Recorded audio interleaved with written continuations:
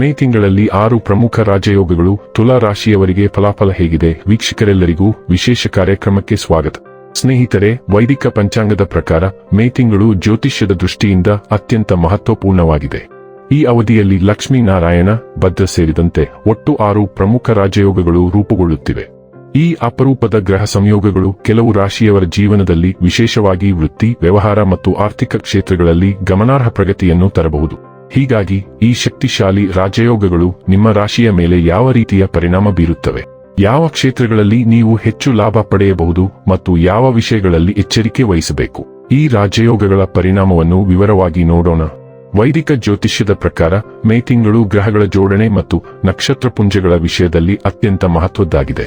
ಏಕೆಂದರೆ ಈ ಅವಧಿಯಲ್ಲಿ 6 ಪ್ರಮುಖ ರಾಜಯೋಗಗಳು ರೂಪುಗೊಳ್ಳಲಿವೆ. ಹೆಚ್ಚುವರಿಯಾಗಿ ಹಲವಾರು ಗ್ರಹಗಳು ತಮ್ಮ ರಾಶಿಚಕ್ರ ಚಿಹ್ನೆಗಳನ್ನು ಬದಲಾಯಿಸಲು ಸಿದ್ಧವಾಗಿವೆ. ಪಂಚಾಂಗದ ಪ್ರಕಾರ ಮೇ 11ರಂದು ಗ್ರಹಗಳ ಅಧಿಪತಿ ಮಂಗಳ ತನ್ನದೇ ಆದ ರಾಶಿಯಾದ ಮೇಷ ರಾಶಿಯನ್ನು ಪ್ರವೇಶಿಸುತ್ತದೆ ಮತ್ತು ಆ ಮೂಲಕ ರುಚಕ ರಾಜಯೋಗವನ್ನು ರೂಪಿಸುತ್ತದೆ.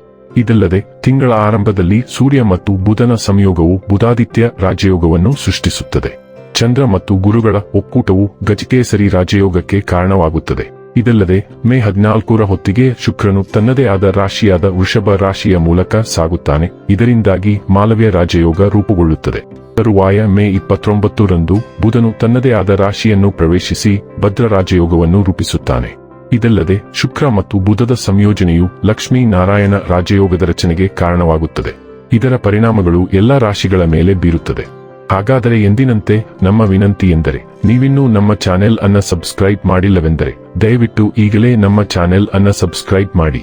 ಹಾಗೆ ನಿರಂತರ ವಿಡಿಯೋ ಅಪ್ಡೇಟ್ಸ್ಗಳಿಗಾಗಿ ತಪ್ಪದೇ ಪಕ್ಕದ ಬೆಲ್ ಐಕಾನ್ ಬಟನ್ ಕೂಡ ಕ್ಲಿಕ್ ಮಾಡಿ.